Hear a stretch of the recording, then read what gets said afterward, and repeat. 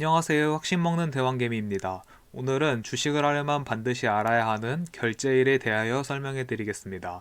결제일에 대하여 모르면 배당금을 받지 못하거나 나도 모르게 빚이 생기거나 가지고 있는 주식이 강제로 팔리는 일이 발생할 수 있습니다. 결제일에 대해서 알려면은 먼저 거래일이 언제인지 알아야 되는데요. 주식시장에서 거래일은 주말과 공휴일을 제외한 날입니다. 여기 달력에서 주말과 공휴일을 제외해 보겠습니다. 25일 쉬고 1일 쉬고 그리고 추가로 주식시장은 1년마다 맨 마지막 날은 쉬게 됩니다. 그래서 31일도 빼고 이것을 제외한 날들은 모두 거래일이 됩니다. 주식은 이 거래일 후 주식 거래가 모두 끝나고 결제가 되는 시스템을 가지고 있습니다. 만약에 여러분이 오늘이 17일입니다. 17일에 주식을 샀다고 해도 오늘 돈이 빠져나가고 주식이 들어오는 것이 아니라 21일에 돈이 빠져나가고 주식이 들어오게 됩니다. 팔았을 때도 마찬가지로 오늘 팔았어도 21일에 돈이 들어오고 21일에 주식이 빠져나가게 됩니다. 그래서 여러분은 오늘 만약에 주식을 팔았다고 하셔도 이 거래일 후인 21일에 돈을 인출하실 수가 있는 것입니다. 이것에 대하여 잘 모르면 배당금을 못 받게 될 수도 있는데요. 배당금은 12월 맨 마지막 날에 주식을 가지고 있는 사람이 배당금을 받게 됩니다. 따라서 12월 30일 기준으로 주식을 가지고 있는 사람이 배당금을 받을 수 있는데요. 만약에 거래일에 대해서 모른다면 29일에 만약에 주식을 샀다고 생각해 보겠습니다. 그러면 주식 결제는 1월 4일에 되기 때문에 여러분은 배당금을 받을 수 없습니다. 30일에 산 경우도 마찬가지로 1월 5일에 주식이 결제되기 때문에 배당금을 받을 수 없습니다. 따라서 배당금을 받고 싶으시면 12월 28일 전에 주식을 사야 됩니다. 그리고 만약에 12월 29일 이후에 이 주식을 판다면 여러분은 배당금을 받을 수 있습니다.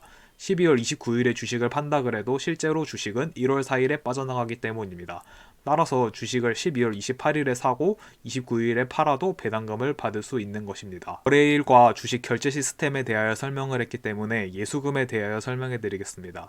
이렇게 증권사마다 다른데 이건 한국투자증권 기준입니다. 여기는 예수금, 이길정산액, D+2 정산액 이런 식으로 나와 있습니다. 이거는 키움증권 계좌인데요. 여기는 예수금, D+1, D+2 이렇게 나와 있습니다. 쉽게 말하면 이길정산액 이거는 D+1이라고 생각하시면 되고 이거랑 같은 겁니다. 예수금은 오늘 가지고 있는 현금을 말하는 것이고 D+2 정산액은 이 거래일 후에 가지고 있는 현금을 예측한 것입니다. 그래서 주식 결제는 이틀 후에 되기 때문에 실질적으로 가지고 있는 현금은 D+2 정산액이라고 생각하시면 되겠습니다. 하지만 입출금 기준은 오늘 예수금을 기준으로 입금이나 출금이 가능합니다. 아까 말씀드렸던 것처럼 만약에 오늘 주식을 팔았어도 돈은 오늘 인출할 수 있는 것이 아니라 이 거래일 후인 21일에 인출되게 됩니다. 만약에 돈이 없었는데 오늘 만약에 30만원어치 주식을 팔았으면 D+2 정산액이 이렇게 30이 될 거고 오늘은 17일이고 여기는 18일이고 여기는 21일이 됩니다. 하루가 지나면 이렇게 바뀌고 18일, 21일, 22일 이렇게 바뀌고 이길 정산액이 30만원이 되고 오늘 예수금은 빵원이 될 겁니다. 그리고 또 하루가 지나면 19일이 되고 이렇게 예수금도 30만원으로 바뀔 겁니다. 19일이 아니라 21일이죠. 21일이 되고 예수금도 30만원으로 바뀔 겁니다. 이렇게 돼야지 이제 30만원을 인출할 수 있게 됩니다. 자, 이제 주식이 결제되는 방식과 예수금, D+1 정산액, D+2 정산액에 대하여 설명을 해드렸으니 이제 예수금이 마이너스가 되는 경우에 대해 설명해 드리겠습니다. 여러분이 주식 계좌를 만드셨을 때 증거금을 선택할 수가 있습니다. 만약에 증거금을 100%로 선택한다면 예수금, 이길정산액, D+2 정산액이 모두 마이너스가 되는 일은 없을 겁니다. 하지만 증거금을 100%로 설정 안 하면 마이너스가 될 수가 있는데요. 이거를 잘 활용할 수도 있고 만약에 여기에 대해서 이해하지 못하고 잘못 쓴다면 원치 않는 빚이 생기거나 가지고 있는 주식이 강제로 팔리는 일이 발생할 수도 있습니다. 먼저 이걸 활용할 수 있는 방법에 대해 알려드리겠습니다. 여러분이 만약에 오늘 500만원어치의 주식을 사고 싶습니다. 근데 현재 예수금이 100만원씩 있고 현금을 이렇게 100만원을 가지고 있는 거나 마찬가지인 상황이죠. 만약에 여러분이 이틀 후에 월급 400만원이 들어옵니다. 그런 경우에는 오늘 만약에 주식을 매수한다면 증거금을 100%로 설정하지 않는다면 미수를 쓸 수 있는데요. 미수를 쓰면 없는 돈으로 미리 주식을 살 수 있는 것입니다. 그러면 D+2 정산액이 마이너스 400만원 이렇게 될 겁니다. 그러고 이틀이 지났습니다. 이틀이 지나면 이렇게 예수금이 마이너스 400만원, 이길정산액도 마이너스 400만원, 이 D+2 정산액도 마이너스 400만원 이렇게 됩니다.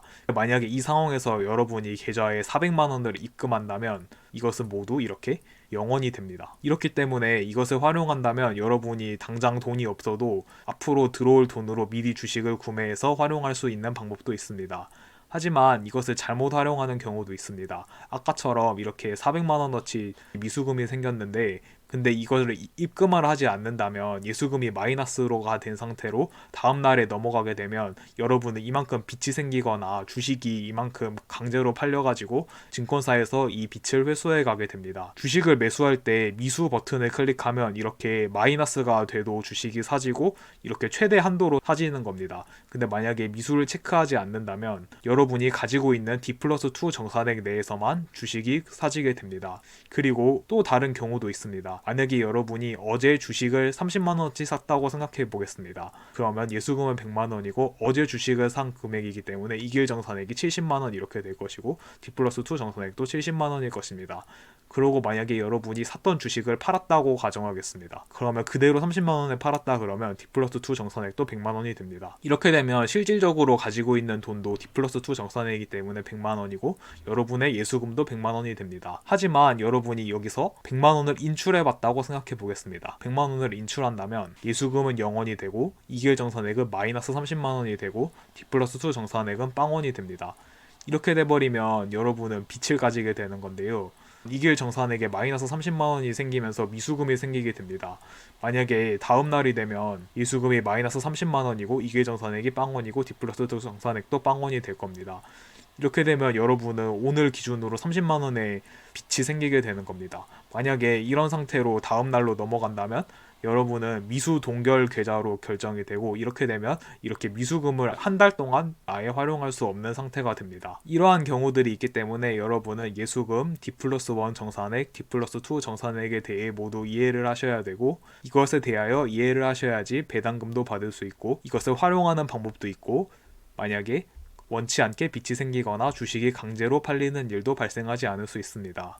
영상을 시청해주셔서 감사하고 도움이 되셨다면 구독하기, 좋아요 부탁드리겠습니다. 감사합니다.